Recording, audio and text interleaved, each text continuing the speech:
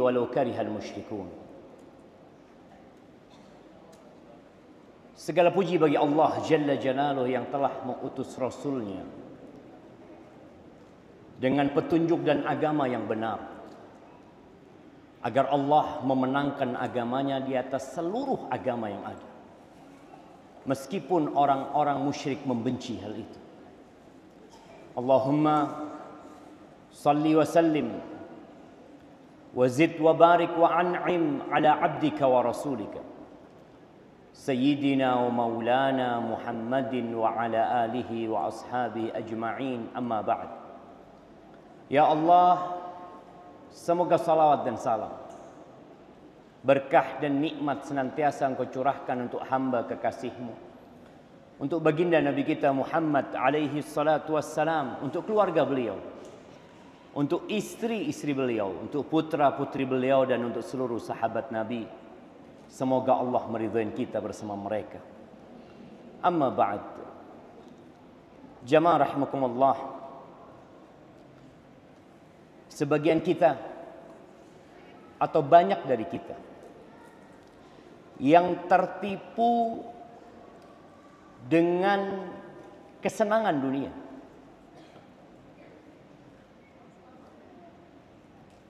Lupa bahwa dunia ini bukan tempat tinggal. Dunia ini hanya tempat singgah sementara. Kita tahu bahwasanya rumah yang kita tempati dulu bukan milik kita. Oh iya, mungkin milik ibu bapak kita, mungkin milik kakek kita, mungkin milik orang lain. Dan suatu saat kita pun akan meninggalkan rumah itu. Tapi sebagian berpikir untuk hidup selama-lamanya di muka bumi ini. Allah Azza wa Jalla berfirman di surat Fatir ayat 5. Allah mengatakan, ya ayyuhan nas. Di dalam Al-Quran Al-Azim, Allah memanggil makhluknya, memanggil hamba-hambanya dengan beberapa panggilan. Dipanggil secara personal. Allah mengatakan, ya ayyuhal insan. Wahai manusia. Allah panggil secara umum, ya ayyuhan nas. Wahai umat manusia. Dan Allah panggil secara khusus hamba-hambanya yang beriman. Allah mengatakan, ya ayyuhalladzina amanu. Wahai orang-orang yang beriman. Al-Quran ini pedoman hidup kita. Dan kita tidak akan pernah selamat. Kita tidak akan pernah bisa kembali ke surga. Kata kita semua sadar bahwasanya Nabi Adam alaihi salatu wassalam pertama kali diciptakan, diletakkan di surga dan turun ke muka bumi dikarenakan dosa yang harus ditebusnya. Maka Allah mengingatkan kita di banyak ayat, dan salah satu yang kita akan baca surat Fatir ayat 5. Allah mengatakan, ya ayyuhan nas, inna wa'dallahi haq. Wahai umat manusia, sesungguhnya janji Allah itu benar. Apa janji Allah? Allah berjanji akan membangkitkan yang mati. Allah berjanji bahwa dunia ini akan hancur. Gunung-gunung yang kita lihat menjulang tinggi, sebelum gunung, bangunan yang dibangun oleh manusia akan hancur. Allah akan menggantikan bumi ini dengan bumi yang berbeda. Yauma tubaddalul ardu ghairal ardi was samawat. Allah sediakan surga buat yang bertakwa. Dan bertakwa itu capek, lelah. Kalau bicara dunia tidak mendewasakan kita, iya. Banyak di antara kita yang harus meninggalkan perintah Sang Pencipta hanya karena kesenangan jiwa. Allah mengatakan inna wa'dallahi haq. Janji Allah itu benar. Manusia itu akan menjadi tua. Akan keriput wajahnya. Akan lemah tulang belulangnya. Kalau sampai panjang umur. Dan dia bakal mati. Dan kita melihat kematian tidak pernah kenal siapapun. Presiden pun mati. Yang masih hidup hanya menunggu kedatangan malaikat pencabut nyawa. Lalu Allah mengingatkan kita, fala taghurrannakumul hayatud dunya. Kalian jangan tertipu dengan kehidupan dunia. Jangan tertipu. Wala yaghurrannakum billahil gharur. Dan kalian jangan mau ditipu pula dengan setan yang sudah menipu ayahanda kita Nabi Adam dan Hawa, kemudian dikeluarkan dari surga. Ahibati fillah, tapi yang jadi masalah dunia ini menyilaukan. Rasulullah sallallahu alaihi wasallam mengatakan ad-dunya hulwatun khadirah. Dunia ini hulwa, manis, khadirah, hijau. Manis rasanya, hijau warnanya, menyenangkan. Wa innallaha mustakhlifukum fiha. Allah menjadikan kalian khalifah-khalifah di muka bumi ini. Kalian akan digantikan. Pasti. Nah, fayandur kaifa ta'malun. Allah melihat apa yang kalian lakukan. Fattaqud dunya wattaqun nisa. Subhanallah. Rasulullah sallallahu alaihi wasallam mengatakan hati-hati kalian dengan dunia. Hati-hati dengan wanita. Kenapa? Fa inna awwala fitnati bani Israil kanat fin nisa. Fitnah pertama yang membuat kehancuran Bani Israel itu wanita. Wanita yang tergoda dengan dunia. Emak-emak rahimakunallah. Kalau emak-emak itu baik, rumah itu jadi baik. Tapi kalau emak-emaknya nggak baik, rumah itu akan berantakan. Walaupun suaminya adalah nabi. Antum lihat bagaimana Asiyah binti Muzahim, ketika dia baik, ketika dia menjaga kehormatan dirinya, jadi itu Nabi Musa dirawat sama Asiyah di rumahnya Fir'aun. Suaminya Fir'aun yang mengaku Tuhan.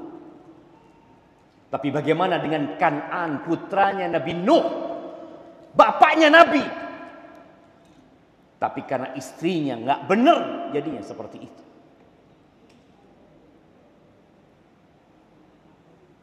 Maka ibu-ibu ini punya tanggung jawab yang besar. Tatkala emak-emaknya tergoda dengan dunia, yang dibicarakan dunia, yang dibicarakan ganti horden rumah. Ramadan datang mau mengecat rumahnya ulang. Ramadan datang mau apa? Ganti sofa. Urusan dunia. Ramadan datang membawa segala berkah, nih emak-emak sibuk dengan urusan dunia. Rasulullah sallallahu alaihi wasallam pernah mendiamkan istri-istrinya tatkala mereka tergoda dengan dunia. Sebulan Nabi bersumpah nggak akan mendekati istri selama 1 bulan. Bukan hanya 1 yang ditinggalkan, semuanya 9 ditinggalkan. Setelah 1 bulan ditinggal,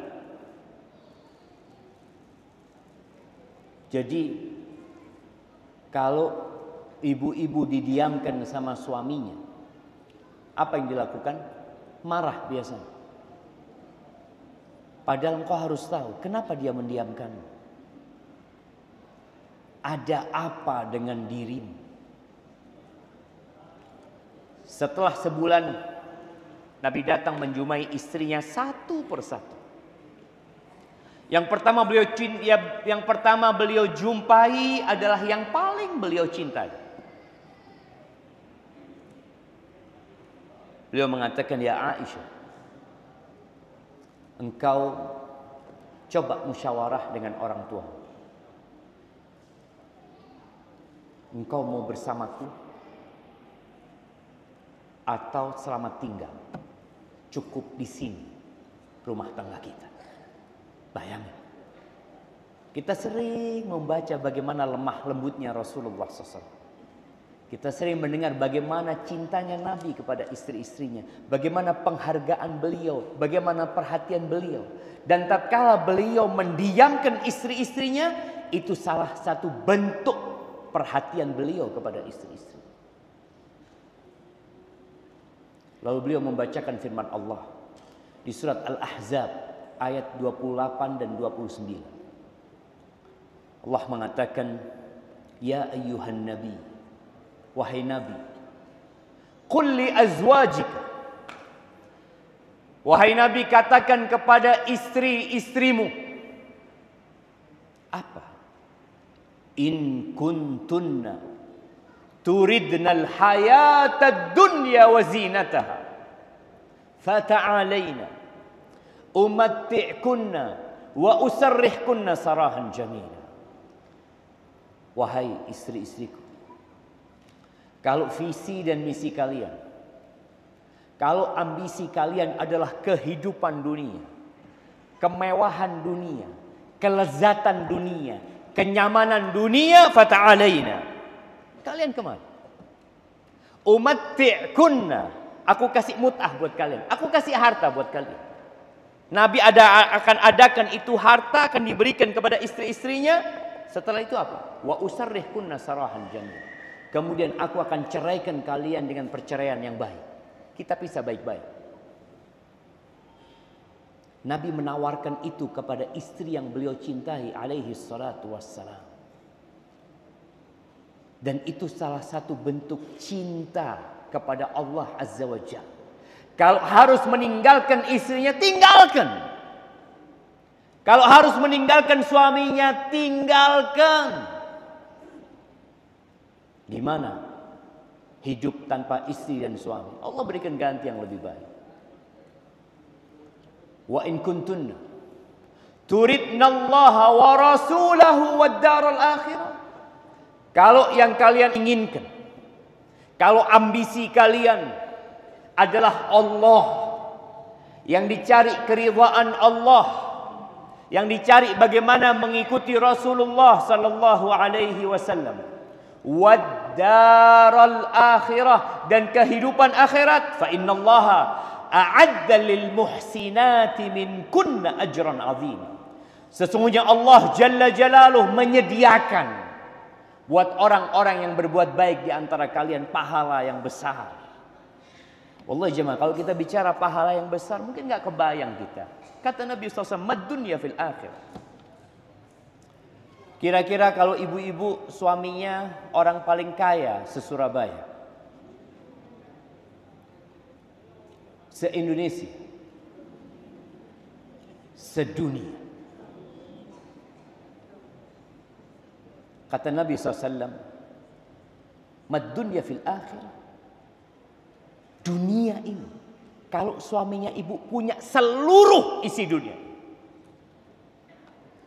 dibandingkan dengan akhirat, hanya seperti seorang dari kalian memasukkan jari telunjuknya atau jarinya ke lautan,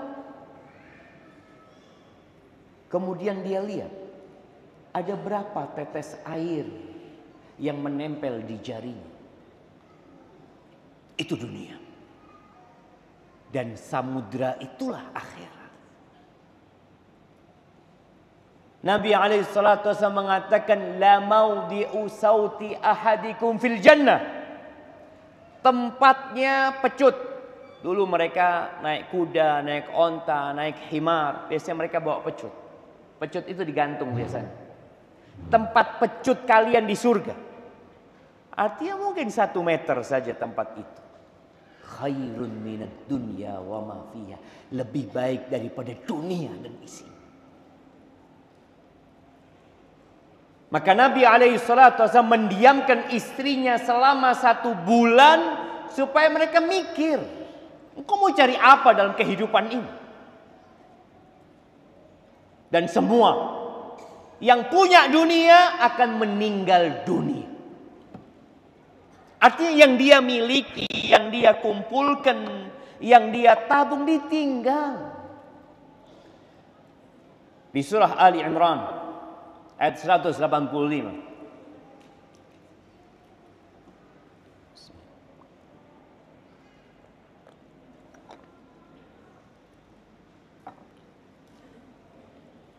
Allah Azza wa Jalla mengatakan kullu nafsin dha'iqatul maut. Semua yang bernyawa itu pasti merasakan kematian. Mau besar, mau kecil. Mau tua, mau muda. Berapa banyak yang mengantarkan jenazah cucunya padahal kakek neneknya masih hidup. Kullu nafsin dha'iqatul maut. Wa innama tuwaffawna ujurakum yaumal qiyamah. Kalian akan dikasih balasan yang sempurna itu kapan? Hari kiamat. Yang pakai jilbab, yang nggak pakai jilbab. Yang sholat dan yang nggak sholat. Kadangkala kita ngelihat yang nggak sholat lebih banyak fulusnya. Kita lihat hadza fulana sholli, enggak. Tapi kaya raya. Sebagian yang sholatnya rutin. Yang menjaga kehormatan dirinya. Yang membaca Al-Quran Al-Azim. Yang banyak beristighfar. Kadang-kadang kita lihat secara ekonomi susah hidupnya. Bahkan sampai mati nggak punya rumah. Allah katakan wa innama tuwaffawna ujurakum yaumal qiyamah. Kalian akan dikasih pahala pada hari kiamat. Soalnya kalau dikasih pahala di dunia, berantakan kehidupan dunia. Ibu-ibu milih mana? Setiap sholat dapat fulus 100.000. Atau setiap sholat dapat gas LPG 3 kilo. Milih mana? Fulus apa gas LPG? Fulus.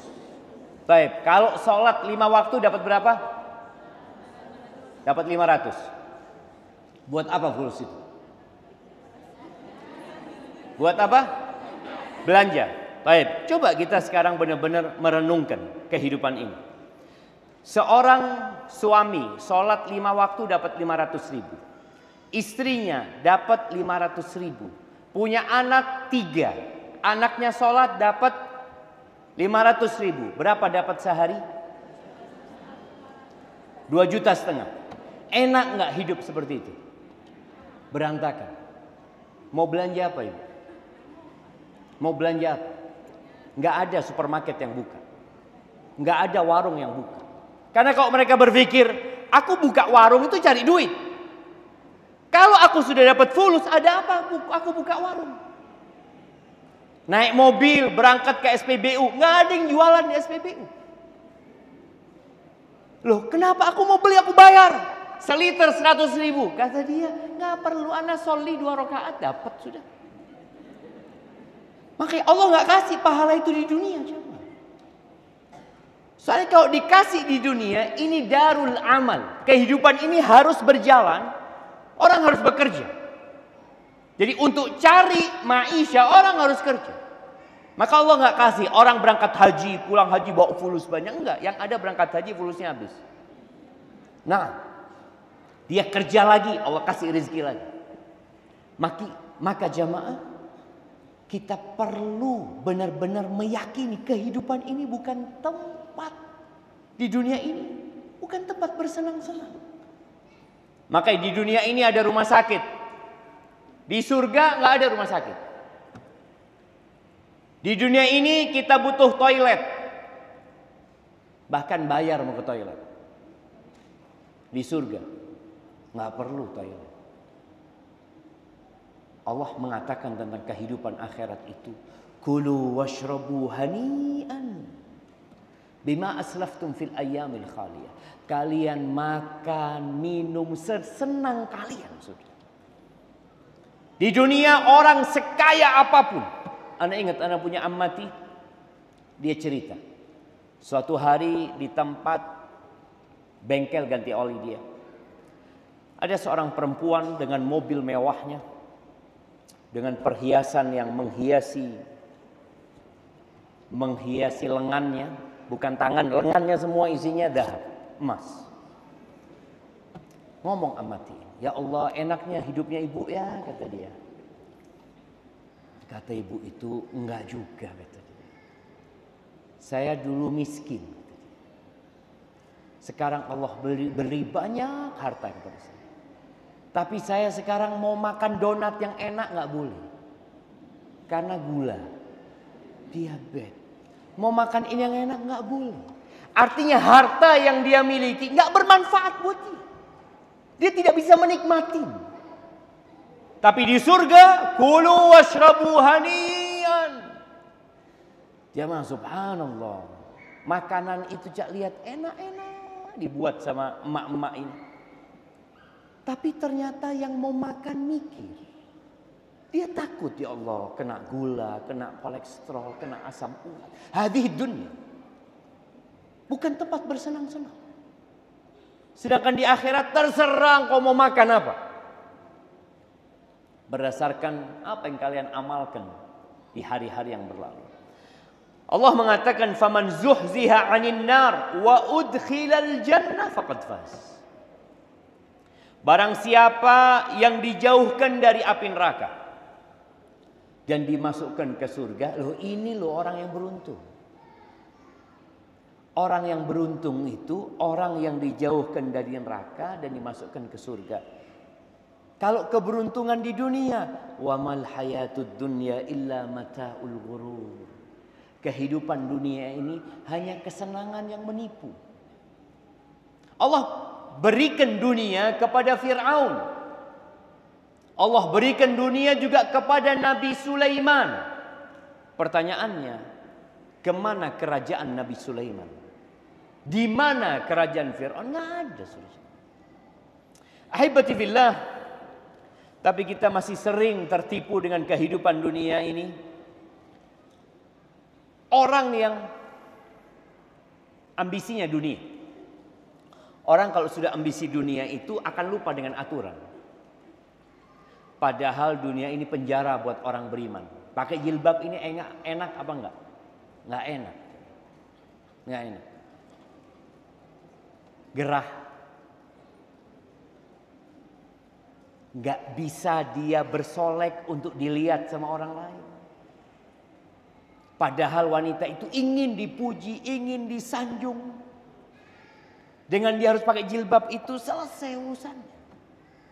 Tapi dia lakukan itu. Kenapa? Ya apa? Itu dia perintahnya Allah. Nah, ad-dunya sijnul mu'min. Dunia itu penjara buat orang beriman. Nggak enak. Aturannya nggak boleh ini, nggak boleh ini, nggak boleh itu. Bagaimana rasanya wanita ketika harus melahirkan? Sakit. Ada yang ingin punya anak 20 di sini? Nggak ada.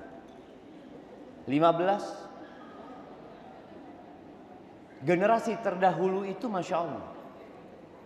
Punya anak 15. Sampai ada satu wanita yang punya anak 28. Capek jemaah. Tapi tatkala yang menjadi ambisi dia akhirat, selesai. Dia tahu rasa lelah dia, energi yang dikeluarkan untuk mendidik anak, ngurusin suami, ngurusin rumah, capek. Dan Allah Azza wa Jalla mengatakan, laqad khalaqnal insana fi kabad. Sesungguhnya kami telah menciptakan manusia dalam susah payah. Jadi orang tua capek apa enggak? Capek. Jadi anak juga capek. Capek. Kadang kala emaknya ini marah-marah, anak ini kok bisa ganti emak, mau ganti. Anak dapat emak kok kayak gini. Dia capek. Sang emak pun sama capek. Ya Allah, nah, kok nggak nurut dah. Kok nggak kayak anaknya tetangga? Katanya dia, anak lebih seneng jadi anaknya tetangga daripada anaknya emak. Sama, nggak bisa. Capek jamaah. Hadhihi dunia. Makanya kesenangan di dunia itu menipu. Makanya banyak di antara kita bertambah umurnya tapi nggak tambah dewasa. Dia memandang dunia masih salah. Dia masih mau happy-happy. Punya anak, aduh 2 sudah cukup. Bahkan muncul sekarang wanita-wanita yang nggak mau punya anak. Muncul pula wanita-wanita yang nggak mau nikah. Capek menjadi seorang jomblo, gadis, nggak kawin-kawin capek. Pikirnya dia kalau aku nikah insya Allah nggak capek lagi. Lebih capek engkau nikah. Nah, setelah dia nikah, ya Allah kapan punya anak ya Allah, kepingin. Engkau pikir enak punya anak, dikasih anak capek ya Allah ya. Kalau bisa mau dimasukkan lagi anak. Karena capeknya dia ngurusin anak. Hadhihi dunia. Artinya dimanapun kita berada, posisi apapun yang kita lakukan, jadi menantu capek. Sebagian jadi mertua, ya Allah Zat, na'udzubillah Zat, anak punya menantu Zat. Sang menantu ngomong, ya Allah Zat, gimana ya menghadapi mertua yang kayak gini. Semuanya capek jamaah. Nabi SAW sudah menjelaskan ad-dunya sijnul mu'min, penjara buat orang beriman. Wa jannatul kafir, dan surga buat orang-orang kafir. Apa kata Nabi SAW tentang orang yang ambisinya dunia? Yang kenapa beliau mendudukkan istri-istrinya, memberikan 2 pilihan. Bersamaku susah, atau kalian mencari dunia dan kenikmatannya, fadhal. Nabi SAW mengatakan, man kanatid dunya hammahu. Barang siapa yang dunia menjadi ambisinya, menjadi tujuan utamanya, dia berpikir ya hanya paras wajahnya, penampilannya, tasnya, apa yang akan terjadi? Faraqallahu alaihi amrah. Urusannya diruwetkan sama Allah. Wa ja'ala faqrahu baina 'ainaihi. Allah jadikan kefakiran di antara kedua matanya. Asuransi itu laris buat orang yang takut dengan kefakiran. Gimana nanti kalau kena musibah? Gimana nanti kalau gini? Gimana nanti? Aina Allah tabaraka wa ta'ala. Gimana nanti anak-anak ini Ustaz? Kalau saya mati dulu, bagaimana sekolah dia, pendidikan dia? Allahu Akbar. Sebelum engkau lahir, sebelum bapakmu lahir, sebelum kakekmu lahir, sebelum buyutmu lahir, anak itu sudah ditulis rezeki. Tapi karena ambisi dunia, jadi penuh kecemasan hidup. Walam ya'tihi minad dunya illa ma qaddara lahu. Dan dunia tidak akan datang kepada dia kecuali sudah ditakar buat dia.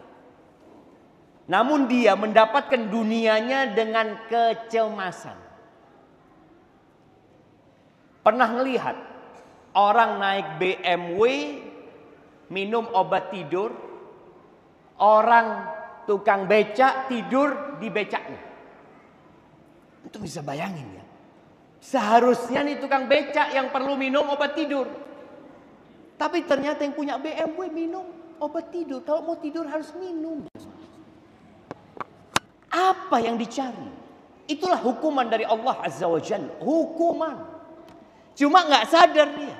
Mau tidur mikirin usahanya di situ, kerjaannya di situ. Bangun tidur buka handphonenya, dilihat lagi usaha dia, laporan-laporan dia. Tiap mau tidur dibuka,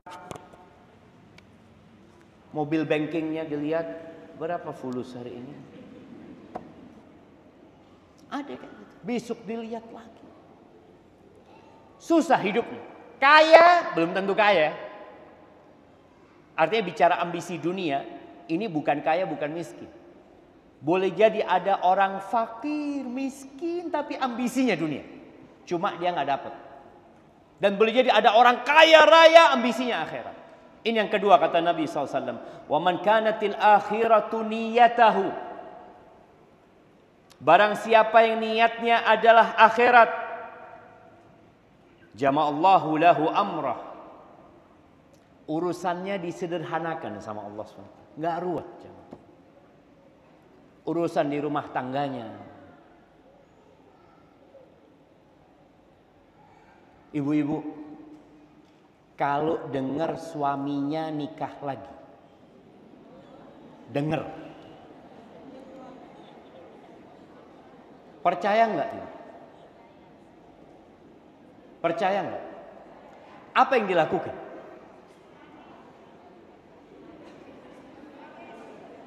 Bismillah.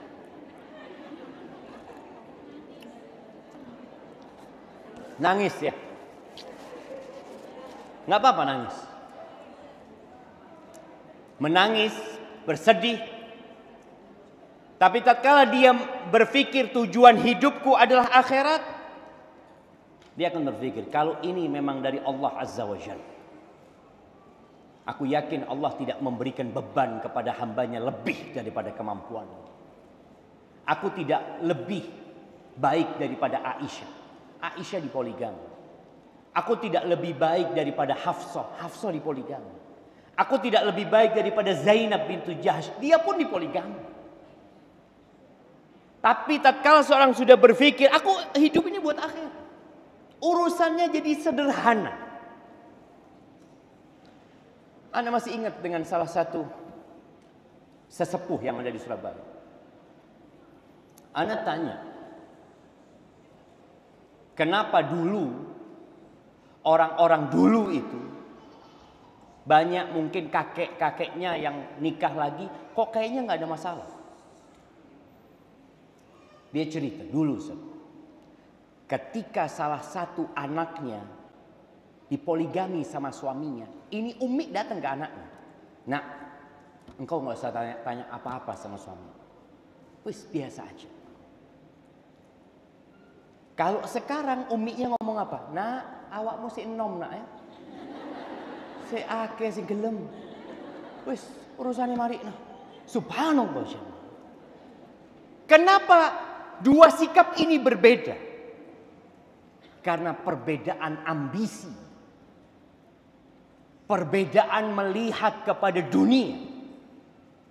Ketika ambisinya kesenangan dunia, ya nggak mau dia.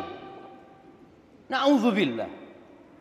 Tapi ketika dia berpikir enggak sudah. Ya bismillah lah, anak akan jalani hidup ini. Anak mampu, anak teruskan. Dan Nabi sebutkan, kalau yang dia cari akhirat. Musibah itu nggak bisa milih. Kita lihat, ada orang yang dikasih musibah, dikasih kanker stadium 4. Kalau dia berpikir, kalau bisa aku milih Ustaz, aku akan milih pusing aja. Nggak bisa milih. Tapi yang jelas Allah sudah takar sesuai dengan keimanan dan ketakwaan setiap manusia. Disinilah bantuan dari Allah turun. Ketika ambisimu akhirat, Allah jadikan ketenangan di hati.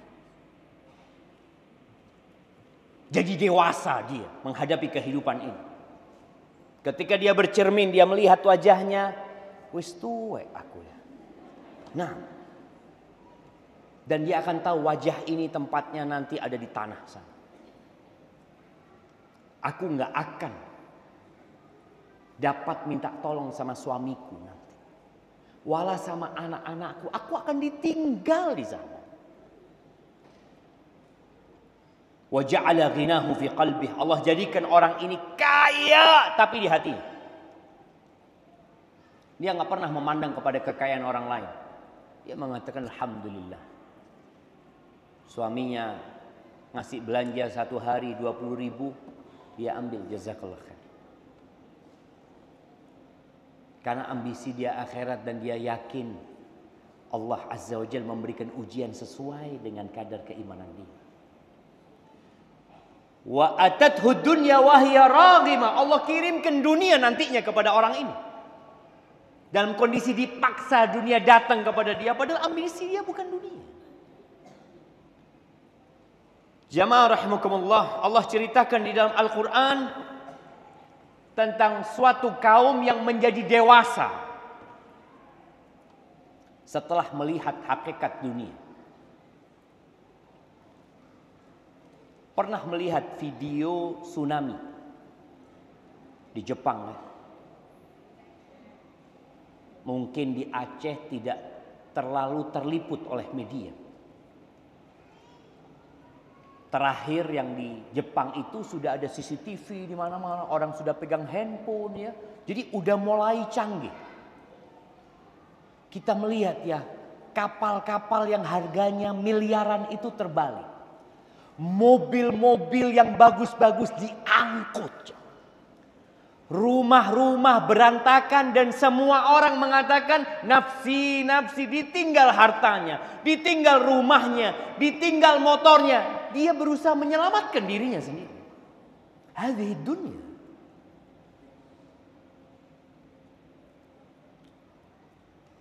Gempa. Ada yang dari Palu. Ana pernah ke Palu di saat selesai gempa. Ana berada di posisi di pinggiran tanah yang ambles. Satu desa ambles. Jatuh kira-kira lupa Ana 5 sampai 7 meter. Jadi rumah itu tenggelam bersama kulkas, bersama bayi, bersama semua orang yang ada di dalam. Karena kejadian itu ketika maghrib. Sehingga semua orang sedang ada di rumahnya. Yang ke masjid selamat. Amblas sama. Hadhihi dunya. Allah ceritakan di surat Al-Qasas. Ayat 77 sampai selanjutnya. Allah mengatakan wabtaghi fima ataka Allah ad-daral akhirah. Carilah engkau dengan apa yang Allah berikan kepadamu akhirat. Jadi kalau kita punya rezeki, yang pertama kita pikirkan buat apa ya?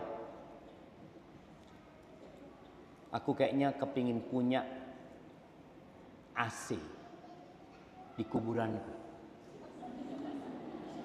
Nah, langsung belikan AC, kirimkan ke masjid. Insya Allah kirimkan ke masjid, ini buat di kuburanku. Dia kirimkan ke ma'had. Dia kepingin nanti di padang mahsyar itu, apalagi melewatin sirat, dia kepingin cepat jalurnya. Dia beli motor buat dakwah. Dia beli mobil buat dakwah. Orang ini berpikir akhirat. Allah mengatakan wabtaghi fima ataka Allah ad-darul akhirah. Cariin akhirat itu. Jangan ketika punya rezeki yang awal dipikirkan ganti mobil. Ganti motor, ganti HP, ganti tas. Enggak ganti kalau tas, nambah tas. Jadi orang dunia yang dia carikan akhirat. Selesai engkau punya tabungan di akhirat, ini insya Allah nggak apa-apa kan dunia Ustaz, nggak apa-apa. Allah katakan wala tansa nasibaka minad dunya. Engkau jangan lupa dengan bagianmu dalam kehidupan dunia. Orang hidup itu butuh ongkos, butuh biaya. Jangan semuanya disodakohkan, akhirnya engkau minta-minta. Enggak. Engkau boleh menikmati, tapi jangan lupa akhiratmu. Itu yang harus diutamakan. Wa ahsin kama ahsanallahu ilaik. Dan berbuat baiklah engkau sebagaimana Allah berbuat baik kepadamu. Kita tuh kalau bantu orang lain seneng kan? Kenapa kita senang? Kita senang karena sejatinya kita sedang bantu diri kita sendiri.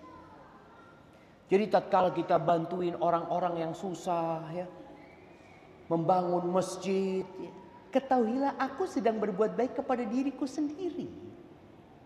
Allah kasih rezeki, alhamdulillah aku bisa manfaatkan buat aku. In ahsantum ahsantum li anfusikum. Kalau kalian berbuat baik itu buat kalian. Wala tabghil fasada fil ardh. Engkau jangan berbuat kerusakan di muka bumi. berbuat kerusakan itu dengan maksiat. Innallaha la yuhibbul mufsidin. Allah itu nggak suka dengan orang-orang yang merusak.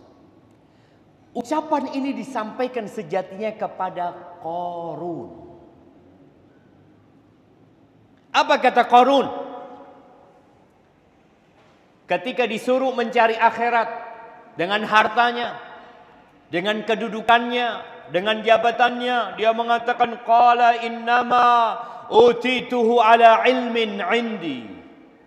Aku bisa seperti ini karena ilmu yang diberikan kepadaku, karena kerja kerasku, karena kesungguhanku. Ya Allah jemaah, ini ada orang-orang yang nggak sadar. Engkau jadi kaya seperti itu, engkau jadi sukses seperti itu karena Allah yang ngasih. Bicara pintar, lebih banyak orang yang lebih pintar dari engkau. Kita melihat ya, kadangkala seorang profesor ekonomi miskin, muridnya yang nggak lulus kaya raya. Kita lihat, pembagian rizki ini bukan karena ilmu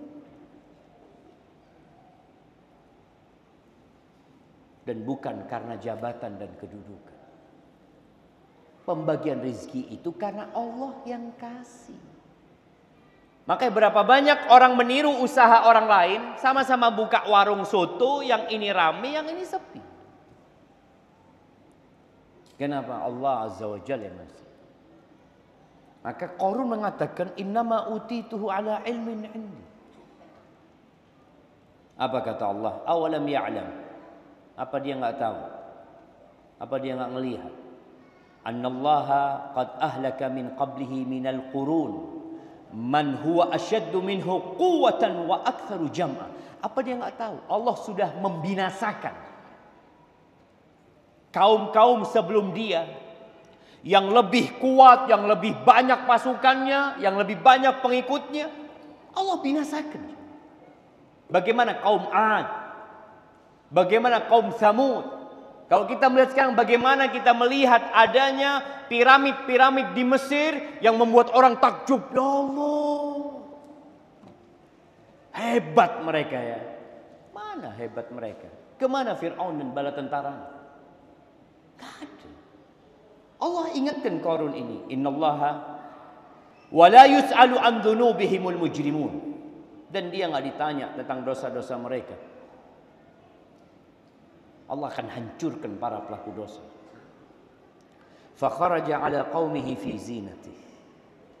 Dia keluar dari rumahnya, pergi dengan segala perhiasannya. Kalau sekarang mungkin pakai mobil yang paling mewah. Kalau dulu disebutkan Qarun ini punya kuda kencana. Kereta kencana ya, kereta kencana yang kudanya itu dilapisin dengan emas semua. Diiringi oleh 300 dayang-dayangnya. Bisa bayangin. Apalagi di masa itu budak diperjualbelikan. Orang tinggal beli, orang kaya paling banyak budak. Bagaimana kuncinya itu dipikul. Kuncinya jangan. Ketika Qarun ini keluar, otomatis orang yang melihat itu tergoda.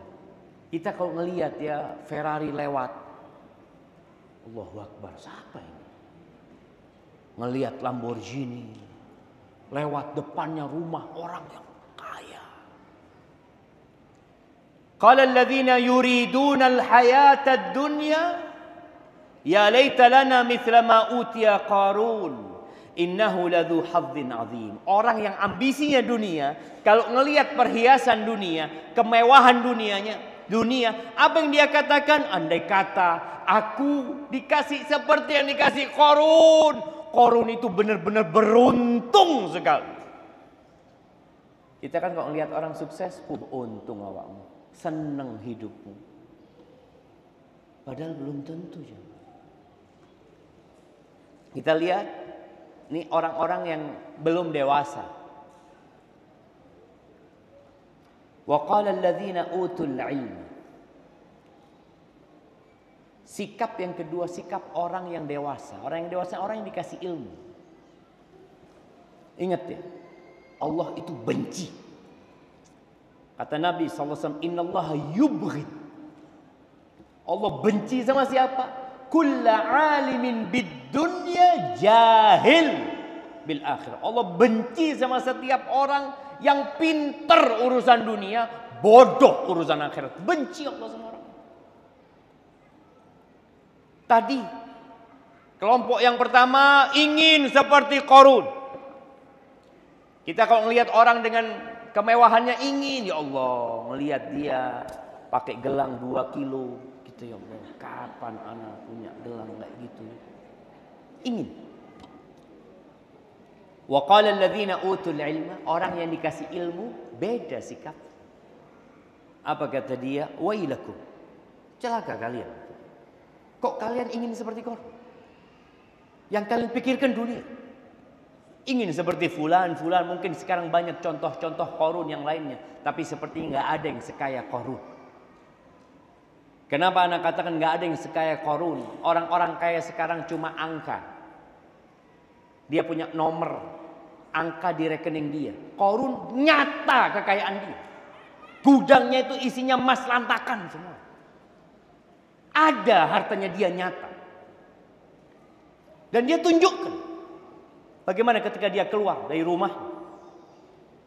Wailakum thawabullahi khair. Pahala dari Allah, ganjaran dari Allah itu lebih baik daripada semua yang dimiliki Qarun. Liman amana wa amila salihan wala yulaqqaha illa sabirun. Buat orang yang beriman dan beramal saleh. Tapi nggak akan diberi itu kecuali orang yang sabar. Memang kudu sabar kita jemaah. Dunia menggoda, kita punya keinginan, tapi kita dipaksa untuk nerimu. Sabar, mencari akhirat kita.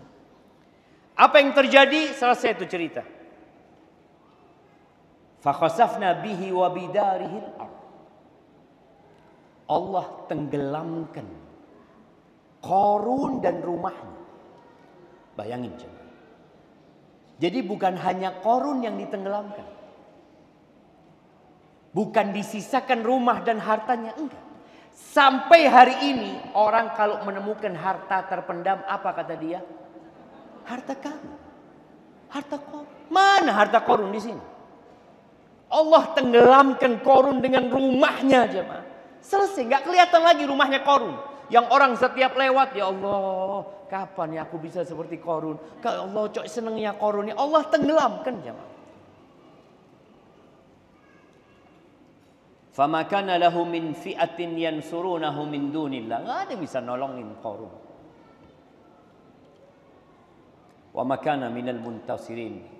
Dia termasuk orang-orang yang tidak tertolong. Wa asbaha alladziina tamannau makanahu bil ams, yang kemarin kepingin seperti Qarun, ketika pagi harinya dia melihat Qarun hilang dari muka bumi ini bersama semua kekayaan dia, mereka baru sadar ini bicara dewasa. Mereka mengatakan yaqulun wa ka'annallaha yabsutur rizqa liman yasha'u min ibadihi wa yaqtir. Ya Allah, Allah itu memang udah ngatur ya.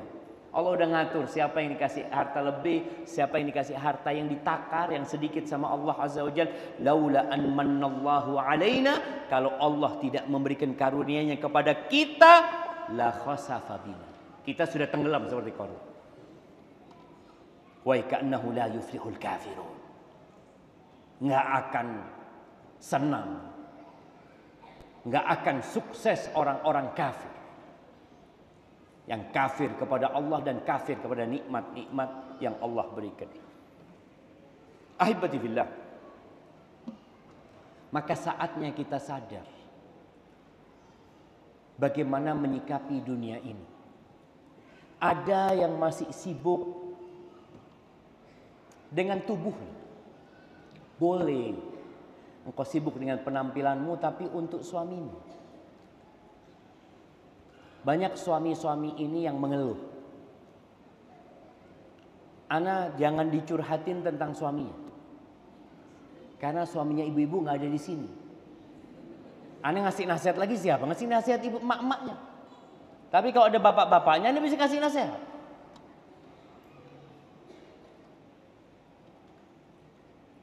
Ada wanita-wanita yang Masya Allah. Kalau datang pengajian, datang pengantinnya, ya Allah, ayu. Sampai suaminya ngelihat Harim ini jalan di depan rumahnya. Sopo ya? Tahu-tahu melambaikan tangan. Bang, berangkat sih. Loh, bojoku ternyata.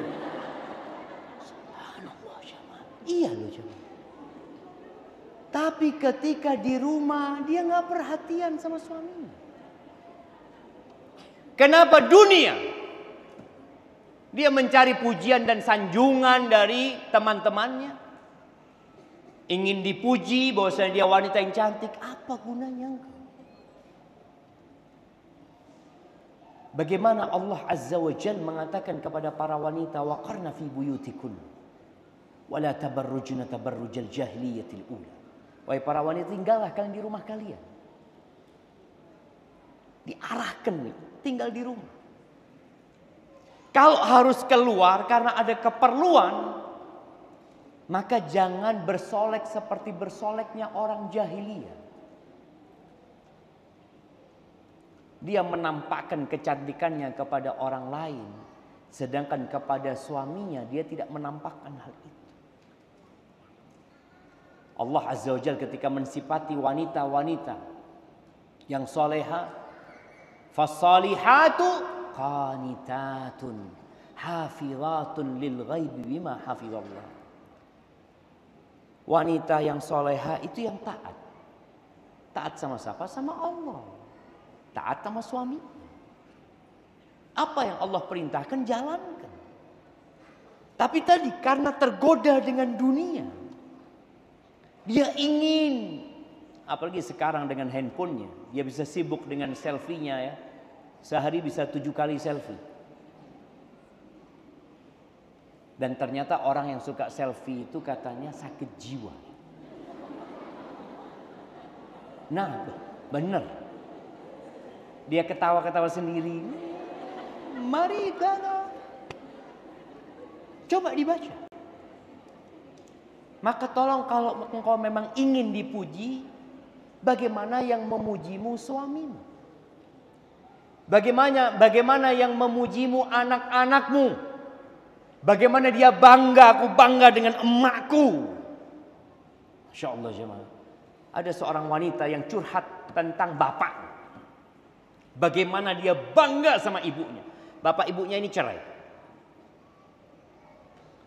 Cerai ketika punya 2 anak perempuan. Yang satu kelas 4 SD, yang satu mungkin kelas 2 SD. 2 anak ini lihat bagaimana kekejaman bapaknya sama ibunya. Udah gak benar bapaknya.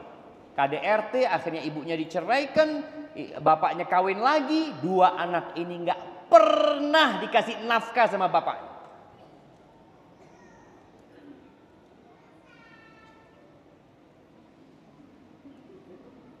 Jemaah, banyak orang mengeluh menjadi single parent. Berat, susah, ini. Apakah ketika dia mengatakan berat, susah, capek, susahnya jadi hilang? Enggak, tambah susah. Tapi ketika dia berbaik sangka sama Allah, enggak, insya Allah. Jadi baiknya semua. Jadi baiknya, insya Allah ada hikmahnya. Aku yakin Allah itu maha pengasih dan maha penyayang. Allah itu lebih sayang sama aku daripada bapak ibuku. Allah itu lebih sayang sama aku daripada seluruh penduduk bumi ini. Ketika itu yang ada di hatinya, Masya Allah. Anak ini cerita. Emak anak itu Ustaz, ibu anak itu Ustaz, akhirnya jadi pembantu di rumahnya orang Ustaz. Untuk nyekolahkan kita. Terus dia kerja serabutan Ustaz. Tapi yang anak lihat emak anak itu gak pernah meninggalkan sholat malam Ustaz. Terus sholat malam. Sampai anak sama kakak anak sukses Ustaz. Kaya raya. 2 anak ini, anak perempuan ini. Ketika anak sukses sama kakak anak, bapak anak datang. Kira-kira ibu-ibu gimana sikapnya? Enak. Nah, datang bapak anak. Bapak anak datang, dia sudah nikah dia. Padahal dia nggak pernah peduli sama anak. Anak bisa sekolah semua, alhamdulillah kasih nikmat lewat ibu anak. Tapi subhanallah Ustaz, ibu anak nggak pernah menanamkan kebencian kepada bapak anak. Nggak pernah Ustaz. Kita yang benci sama bapak Ustaz. Karena kita melihat sendiri bagaimana bapak zalim sama ibu Ustaz. Ibu anak mengatakan, nak, itu bapakmu. Engkau nggak bakal ada kalau nggak ada bapakmu. Engkau wajib berbakti sama bapak. Ibu, tapi sudah. Engkau yang mewajibkan kau berbakti itu Allah Azza wa Jalla. Subhanallah. Kenapa wanita ini bisa seperti ini? Kenapa dia tidak menyimpan dendam? Karena sejatinya menyimpan dendam itu hanya menambah sakit hati. Dan menambah beban hidup. Dan membuat sengsara dan penderitaan berlipat ganda. Maka ketika engkau sakit hati sama orang lain, engkau melihat orang lain datang kajian, na'udzubillah, datang dia kajian juga. Engkau sakit hati. Tapi ketika ambisimu akhirat, udah. Tumadir bin Amr al-Khansa. Khansa ini seorang sahabat perempuan. Khansa ini terkenal sebagai seorang penyair yang sangat handal. Bagaimana dia cinta sama abangnya. Abangnya itu mati terbunuh dalam satu peperangan. Nama abangnya itu Harb. Mati dalam satu peperangan, ini masih kafir. Dia itu mengatakan, kalau bukan karena banyaknya orang-orang yang menangis di sekitarku, pasti aku sudah bunuh diri. Gak kuat dia, ditinggal mati kakaknya yang sangat baik sama dia. Sampai Khansa ini berangkat umroh atau haji, tawaf itu bawa sandal kakaknya. Dari stresnya dan depresinya. Kemudian dia masuk Islam. Lihat ya bagaimana ketika Islam itu merubah seseorang menjadi lebih dewasa. Lebih faham tentang kehidupan ini. Ketika dia masuk Islam. Dalam satu peperangan. Dia siapkan 3 atau 4 anak. Malam hari sebelum peperangan anaknya ini. Di briefing sama emaknya. Berangkatlah engkau menuju ke medan perang. Karena Allah Azza wa Jalla. Bunuhlah musuh-musuh Allah Azza wa Jalla. Jangan pernah mundur, kata ibunya. Subhanallah, anaknya berangkat 4-4-nya. 4-4-nya tewas di jalan Allah Azza wa Jalla. Lihat bagaimana ketika dia ditinggal mati abangnya dan ketika ditinggal mati sama anaknya. Dia bersyukur kepada Allah dengan kematian anak-anak. Karena mereka mati syahid. Dia berharap dikumpulkan bersama anak-anaknya di surga Allah Azza wa Jalla. Orang-orang datang mau takziah ke rumahnya, Khansa. Biasalah ada orang kena musibah, orang takziah. Kata Khansa, kalau kalian datang untuk mengucapkan selamat, aku terima. Tapi kalau kalian datang untuk memberikan takziah yang hanya akan mengembalikan kesedihan, enggak, kata Khansa. Kenapa dia bisa berubah? Iman, jamaah. Kita nih yang lahir Islam. Yang kadang-kala sekolah di sekolah Islam. Tapi kadang-kala iman kita itu nggak berbungkus ilmu. Sehingga kita melihat musibah-musibah dunia ini seakan-akan, ya Allah, tidak kuat kita orang. Ini itu. Kemana engkau? Ini bukan tempat tinggal. Nabi SAW pernah bertanya kepada Dhahhak. Ya Dhahhak. Ma ta'amuka. Dhahhak, apa makanan? Kau makan apa? Kata Dhahhak, al-lahm wal laban. Makananku biasanya daging dan minumnya susu. Lalu ditanya sama Nabi SAW, thumma ila madza yasir? Yang engkau makan itu kemudian jadi apa? Kata Dhahhak mengatakan, nggak berani Dhahhak mengatakan lafaz yang kotor itu. Dhahhak mengatakan, ila ma qad alimta ya Rasul. Makanan itu akan menjadi sesuatu yang engkau sudah tahu ya Rasul. Jadi apa? Apa kata Nabi sallallahu alaihi wasallam? Begitulah Allah menjadikan percontohan untuk dunia. Makan. Wa in mallahahu wa zayyanahu. Kita lihat ya kalau makan di restoran bintang 5 ya. Masya Allah. Ada muqaddimahnya. Ada khotimahnya. Nanti baru makanan besarnya. Yang namanya makanan dihiasi ya. Sampai chefnya itu ngasih hiasan cukup lama jamaah. Lihat kadang-kala kopinya dihiasi bunga. Dihiasi love. Jadi apa? Jadi kotoran. Itu dunia yang kita sekarang berebut. Yang kita menangis karena dunia. Yang kita berjuang karena dunia. Akan jadi itu. Maka tolonglah. Belajar lagi. Kita udah mau masuk bulan Ramadan. Jadikan ini momentum kita untuk berubah jadi lebih baik. Yang menjadi seorang ibu, tolong jadilah ibu yang tidak berambisi dunia. Anaknya ngelihat sama emak. Bagaimana dia mengajarkan kepada anaknya tentang dunia.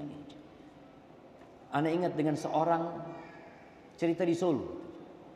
Yang cerita sama anak meninggal dunia rahimahullah. Dia cerita ada satu orang Ustaz di Solo Ustaz. Itu kalau setiap beli barang beli 2 Ustaz.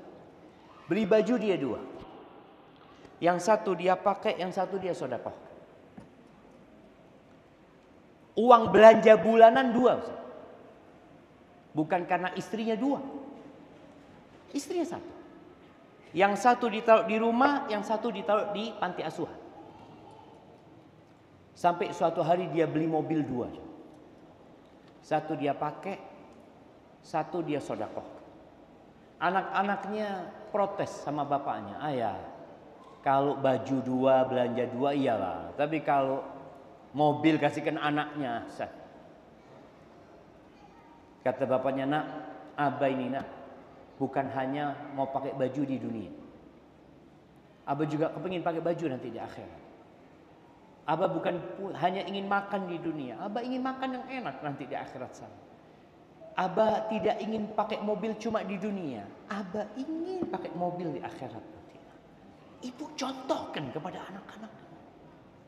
Ketika punya rizki, ditambah sama Allah rizkinya, tolong keluarkan sebagian. Beli baju, baju yang lama dijual. Beli, dijual, disedekahkan. Keluarkan bajunya. Sebagian wanita itu bertambah bajunya, bukan dia mikir bagaimana untuk dikeluarkan bajunya, tapi berpikir untuk tambah lemari. Dia ngomong sama suaminya, bang kayaknya ini udah gak cukup bang. Ya Allah, dulu waktu awal zuat cukup. Kenapa sekarang gak cukup? Karena engkau semakin kaya, semakin bertambah baju-bajumu. Seharusnya setiap ada baju baru, baju lama keluar.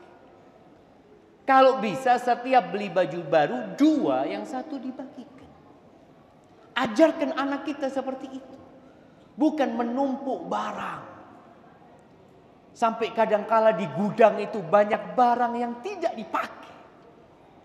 Maka sebelum Ramadan, kau duduk sama anak-anakmu, mulai keluarkan barang-barang itu. Bukan cerita nambah barang, tapi mengeluarkan barang. Karena sejatinya kita nggak lama dalam kehidupan ini. Ahibati fillah, yang terakhir,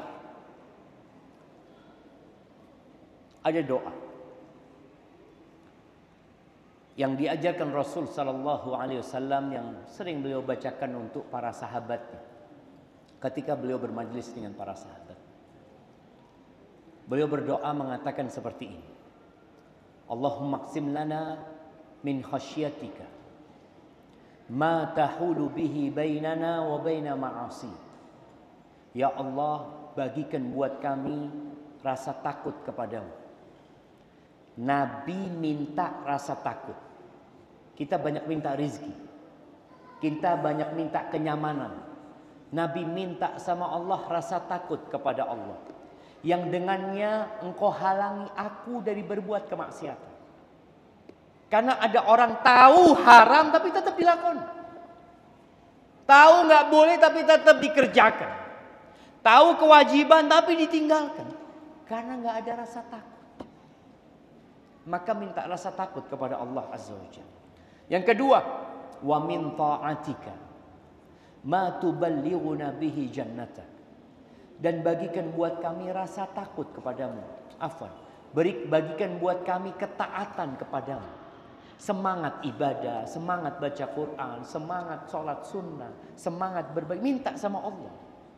Supaya dibagikan ketaatan yang dengannya kita disampaikan ke surga Allah Azza wa Jalla. Wa minal yaqin ma tuhawwinu bihi masaibad dunya. Dan bagikan buat kami rasa yakin, keyakinan kepada Allah, keyakinan atas hikmah Allah, keyakinan akan rahmat Allah, keyakinan dengan kebesaran Allah, keyakinan bahwa semua sudah ditakdirkan sama Allah. Yang musibah-musibah dunia jadi ringan. Ada orang yang kalau dikasih nasihat suruh sabar, dia mengatakan, iya enak ngomong. Coba engkau kena musibah kayak aku. Sering itu terjadi. Nabi SAW pernah lewat seorang wanita yang lagi nangis di atas kuburan anaknya. Rasulullah SAW mengatakan, isbiri wahtasibi. Bersabarlah engkau dan berharaplah pahala kepada Allah Azza wa Jalla. Atau ittaqillah wasbiri. Bertakwalah kepada Allah dan sabarlah engkau. Apa kata wanita ini? Ilaika anni. Sana kau, enggak usah ngurusin aku. Fa innaka lam tusab bi musibati. Engkau ngomong kayak gitu karena engkau enggak kena musibah seperti aku. Sudah sana. Perempuan ini enggak tahu kalau itu Rasulullah SAW. Ketika udah lewat, Nabi SAW dia enggak rame-rame, udah ditinggal Nabi SAW. Dikasih tahu sama sahabat, itu tadi Rasulullah SAW. Langsung shock perempuan ini. Dikejar Nabi SAW sudah sampai rumahnya. Dia mengatakan, ya Rasulullah, aku minta maaf, aku enggak tahu kalau tadi itu engkau. Apa kata Nabi SAW? Innamas sabru inda sadmatil ula. Sabar yang sebenarnya itu adalah sabar ketika hempasan pertama. Awal kena musibah, bagaimana sikapmu itu yang menentukan. Ada orang yang kena musibah dikatakan suamimu meninggal dunia. Alhamdulillah, ruwet itu jalan selesai sudah. Ini berarti bukan musibah, karena dia senang. Musibah itu tidak menyenangkan. Walaupun sebenarnya balak dari Allah itu yang menyenangkan dan tidak menyenangkan ujian. Tapi ada orang yang cinta sama suaminya. Yang cinta sama anaknya. Tahu-tahu dia dapat berita yang menyedihkan. Ketika dia dengar berita itu dia mengatakan inna lillah wa inna ilaihi raji'un. Allahumma ajurni fi musibati wa akhlif li khairan minha. Ini jamaah, kena musibah apapun bukan hanya ditinggal mati. Mungkin musibah urusan harta, urusan anak-anak yang enggak nurut mungkin ya. Maka ingat sama Allah Azza wa Jalla. Yang menyebabkan orang itu mampu mengatakan itu karena ada keyakinan sama Allah. Innalillah. Tapi kalau keyakinan itu lemah, umpamanya dokter mengatakan engkau kena kanker stadium 4. Ya Allah, apa dosaku ya Allah. Dia merasa seakan-akan orang itu dikasih musibah karena dosa. Belum tentu. Orang yang paling berat cobaan itu para nabi. Kita tahu bagaimana Nabi Yunus ditelan sama ikan. Bagaimana Nabi Ayub kehilangan anak-anaknya semua. Kehilangan hartanya. Ditambah penyakit di fisiknya. Apa kata beliau? Wa ayyuba idnada rabbahu anni masani ad-dur wa anta arhamur rahimin. Itu keyakinan. Ayub ketika berdoa mengatakan, wahai Rabbku, Aku ini disentuh dengan penyakit, dengan bala, dengan musibah. Wa anta arhamur rahimin. Engkau yang paling mengasihi di antara yang mengasihi. Tetap dia yakin Allah itu arhamur rahimin. Ketika antum sedang susah, jangan pernah berburuk sangka sama Allah. Antum panggil Allah, ya arhamar rahimin.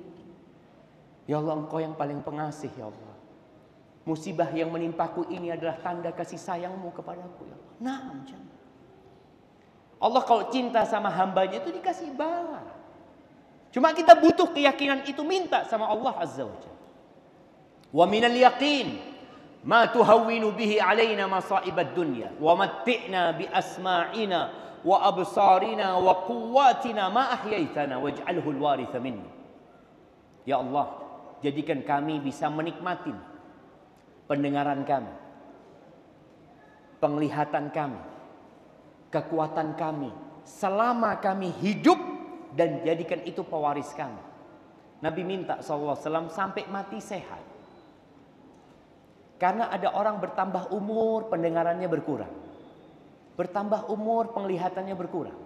Bertambah umur, nggak bisa sujud, nggak bisa ruku, udah sakit semua kakinya, berat gerak-geriknya. Nabi SAW minta kepada Allah mati dalam kondisi sempurna fisik.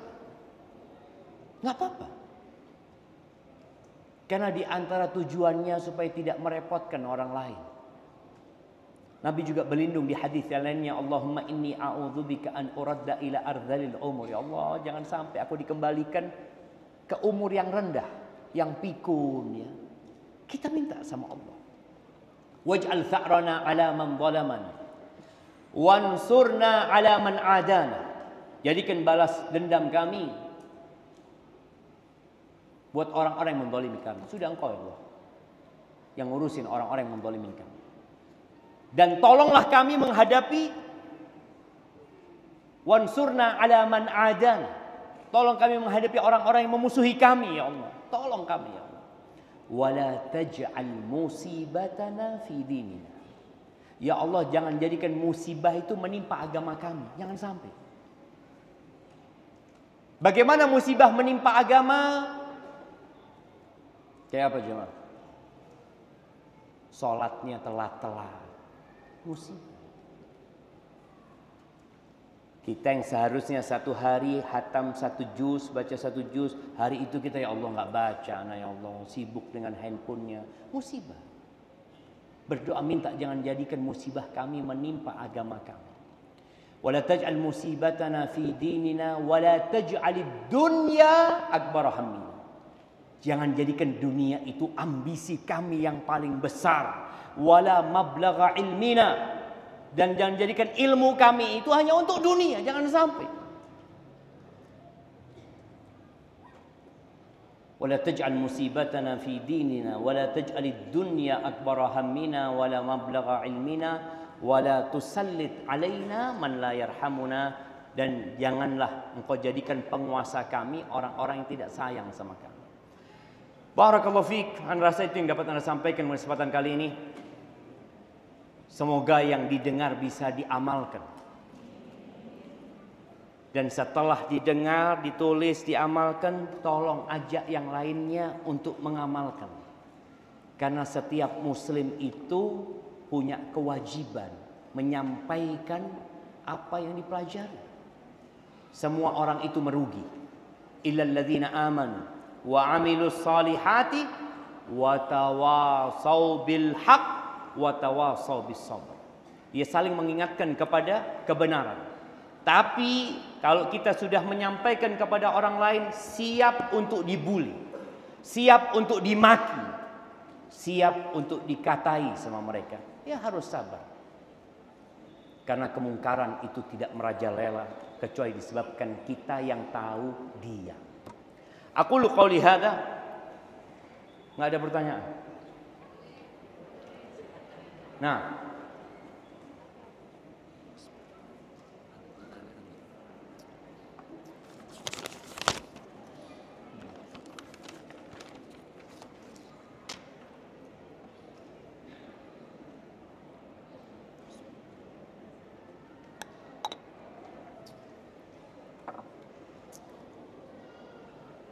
Iya, ini pertanyaan Ustadz, bagaimana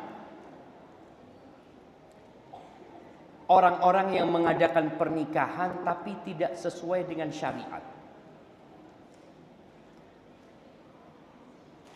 Jamaah, nikah itu butuh berapa orang? Butuh calon suami, calon istri, mertua, wali, 2 saksi. Berarti cukup berapa orang? 6.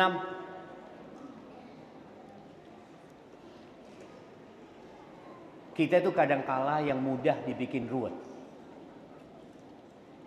Ana pernah ingat ada seorang kawan yang melamar seorang gadis, kemudian lamarannya dibalikkan karena katanya nggak cukup buat sewa sendoknya. Dia mengundang berapa orang? Nggak apa-apa engkau ngundang 1000 orang, 2000 orang, tapi tolong jangan sampai walimahmu itu dibenci sama Allah. Kata Nabi SAW, syarrut ta'am ta'amul walimah. Seburuk-buruknya makanan adalah makanan walimah. Kapan dia jadi buruk? Yud'a ilaiha man ya'baha wa yumna'uha man ya'ti. Yang diundang itu yang kaya-kaya aja. Yang miskin gak diundang. Orang kaya ini gak butuh makan. Dia sudah bisa makan di rumahnya. Orang miskin ini yang seharusnya diundang. Sesekali dia makan enak. Maka kalau bicara orang-orang yang ingin berkah pernikahan anaknya, sebelum engkau menjalankan pernikahan, coba tanya. Fas'alu ahla dzikri in kuntum la ta'lamun. Tanya ke ustaz-ustaz yang ada di Surabaya. Datang ke Ustaz Mubarak, Ustaz, ana mau menikahkan anak punya putri, Ustaz. Ana kepingin pernikahan putri ana diberkahi sama Allah Azza wa Jalla. Ana ingin pernikahan dia sampai mati dan sampai ke surga Allah Azza wa Jalla. Tolong dikasih tahu. Jadi bukan mendahulukan kesenangan mau tapi lupa dengan mau Allah Azza wa Jalla. Mungkin seperti itu yang harus dilakukan. Tadi tambahin ternyata di sini, apalagi tidak mengukur kemampuan finansial sampai utang-utang. Biasanya kalau sudah sampai seperti itu nggak berkah. Karena termasuk berkahnya seorang wanita itu yang ya biayanya itu nggak banyak gitu. Kalau sampai utang-utang ke sana kemari hanya untuk berbangga-banggaan, untuk pamer, maka yang ada cinta dan kasih sayang cepat hilang dari rumah tangga. Ingat, kita mencari keberkahan di rumah tangga.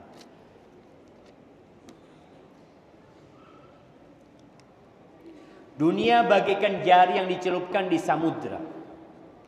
Hadisnya apa ya Ustaz?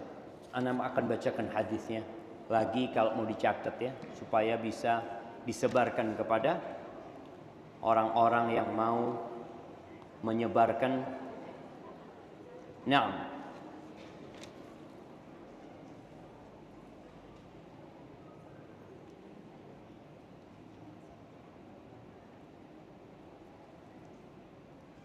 Ya, hadisnya diriwayatkan Imam Muslim. Nabi SAW mengatakan, "Mad dunya fil akhirah."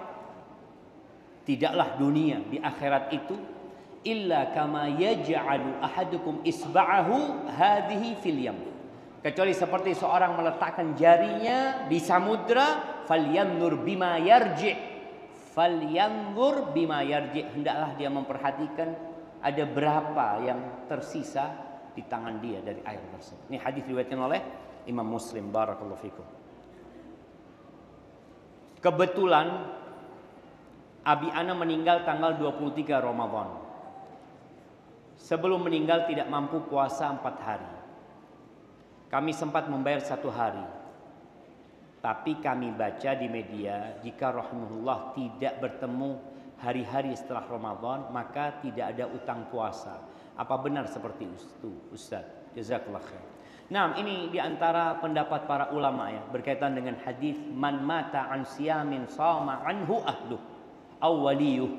barang siapa yang meninggal dunia punya utang puasa, maka keluarganya yang membayarkannya. Mereka menyebutkan kalau orang ini sakit, kemudian nggak puasa di bulan Ramadan, lalu dia sehat di bulan Syawal, sehat di bulan Syawal, sehat di bulan Dzulqa'dah, tapi kan bayarnya nggak harus langsung kan? Dia mungkin berpikir nantilah aku mau bayar bulan Dzulhijjah. Tahu-tahu dia meninggal dunia. Berarti utangnya dibayarin sama keluarganya. Karena dia punya kesempatan membayar tapi tidak membayar. Kalau yang disebutkan ini kan, dia nggak punya kesempatan bayar, memang mati. Sebelum ada kesempatan untuk membayar, maka dia nggak perlu membayarnya. Barakallahu fikum. Afwan, saya mau bertanya. Saya adalah istri, tapi ditelantarkan suami. Saya harus hidupi 4 anak saya. Dosakah ana jika ana gugat cerai suami ana? Ahibati fillah, kita itu sering melihat kepada kekurangan pasangan kita, lupa dengan kelebihan dia. Maka nasihat ana, kalau bicara apakah boleh gugat cerai, boleh. Seorang istri yang ditelantarkan sama suami, suami tidak memberikan nafkah, bahkan boleh jadi bukan khulu ya, tapi pernikahannya boleh jadi dibatalkan nanti ketika sang suami tidak memberikan nafkah kepada istrinya. Tapi kalau masih ada kebaikan-kebaikan suami dan keberadaan suami masih bermanfaat buat dia dan anak-anaknya, mungkin mempertahankan lebih baik. Dan anggap yang dia keluarkan itu sebagai sedekah buat diri dia nanti.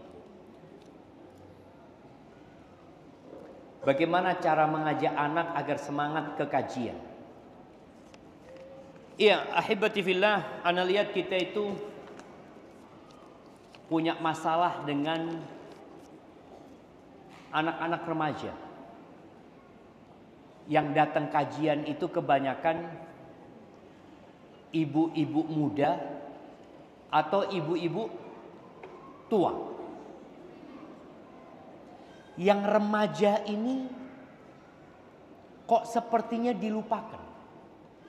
Anda nggak tahu di Surabaya ini ada kajian buat remaja-remaja,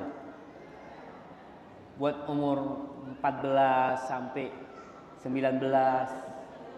Ada. Banyak yang hadir. Alhamdulillah. Itu. Jadi kita perlu mengadakan kajian khusus buat mereka. Soalnya kalau dia dibawa ke kajian seperti ini, dia ngelihat emak-emak semua yang hadir, dia merasa kayaknya bukan tempatnya dia. Tapi kalau kita mengadakan tempat khusus buat mereka, insya Allah mereka senang, dia tambah kawan lagi. Kemudian mungkin buat anak-anak remaja ini, ya bisa diadakan di tempat-tempat yang lebih menyenangkan buat mereka. Seperti itu. Barakallahu fikum.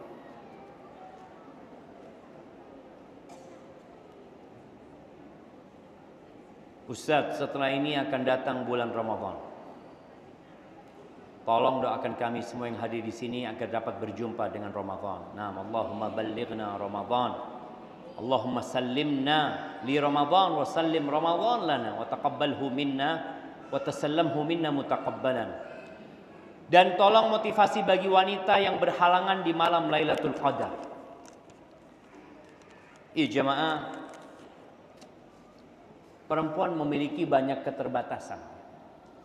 Tapi keterbatasan perempuan itu menjadi ibadah buat dia. Kata Nabi SAW, "Ma ra'aitu min naqisati aqlin wa din."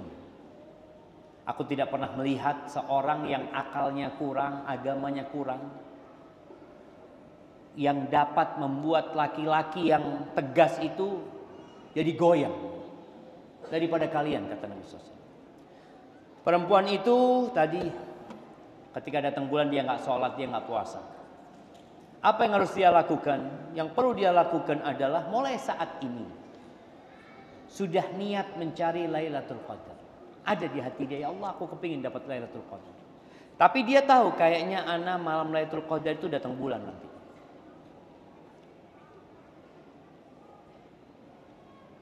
Yang dilakukan di malam Lailatul Qadar itu bukan hanya sholat. Engkau tetap bisa berzikir. Engkau bisa malam itu terus berdoa memohon kepada Allah. Allahumma innaka afuun tuhibbul afwa fa'fu anni. Allah jemaah. Di malam terindah sepanjang tahun kita itu disuruh minta maaf sama Allah SWT. Allahumma innaka afuun tuhibbul afwa fa'fu anni. Yang kedua, engkau bisa sedekah di malam itu. Engkau bikinkan berbuka buat orang-orang puasa. Engkau bikinkan sahur buat orang-orang yang puasa. Atau engkau memotivasi anakmu, suamimu untuk beribadah. Karena ad-dalu alal khairi kafa'ilih. Orang yang menunjukkan orang lain kepada kebaikan seperti yang berbuat. Engkau katakan kepada suamimu, bang, engkau itikaf dong. Bismillah, aku yang ngurusin di rumah. Anak-anak aku yang ngurusin. Bismillah, engkau berangkat itikaf. Istrinya nggak bisa itikaf, tapi dia nyuruh suaminya itikaf. Atau dia memfasilitasi anaknya itikaf, insya Allah dia dapat pahala itikaf itu. Dan perbanyak lagi sodakoh. Karena sodakoh itu burhan, bukti akan kebenaran iman kita dan ambisi hidup kita. Barakallahu fikum. Bagaimana jika seorang kiai menikahi wanita hanya berdua tanpa ada saksi dan berkata itu adalah nikah mut'ah?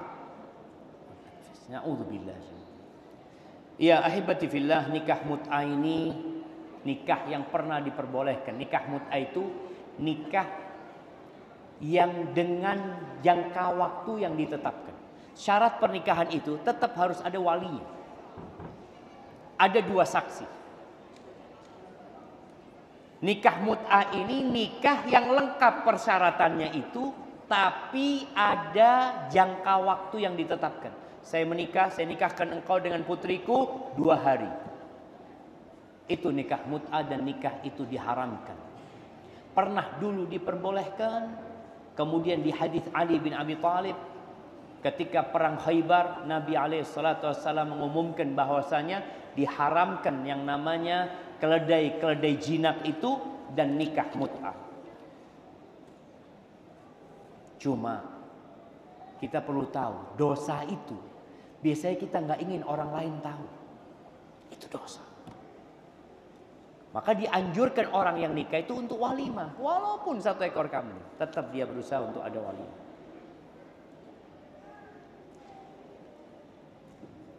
Semoga Allah memberkahi Ustadz. Afan mau tanya, bolehkah selama Ramadan saya meminta anak lelaki saya untuk mengimami sholat tarawih di rumah?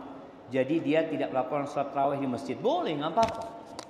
Sholat tarawih di rumah nggak apa-apa. Suruh anaknya sholat isya di masjid. Setelah pulang dari masjid, sholat tarawih di rumah. Dan boleh jadi tarawihnya ditunda. Tarawihnya sebelum sahur umpamanya dia lakukan itu. Jadi kalau di rumah mungkin akan lebih panjang bacaannya. Dan mungkin juga bisa ada istirahatnya. Semoga dengan itu rumahnya juga berkah. Karena sholat tarawih ini sholat sunnah. Barakallahu fiik. Ana rasa itu yang dapat kita kaji pada kesempatan kali ini. Yang benar dari Allah Azza wa Jalla, yang salah dari diri ana pribadi. Allah dan Rasulnya terbebaskan dari kesalahan itu. Subhanakallahumma wa bihamdika asyhadu an la ilaha illa anta astaghfiruka wa atubu ilaik.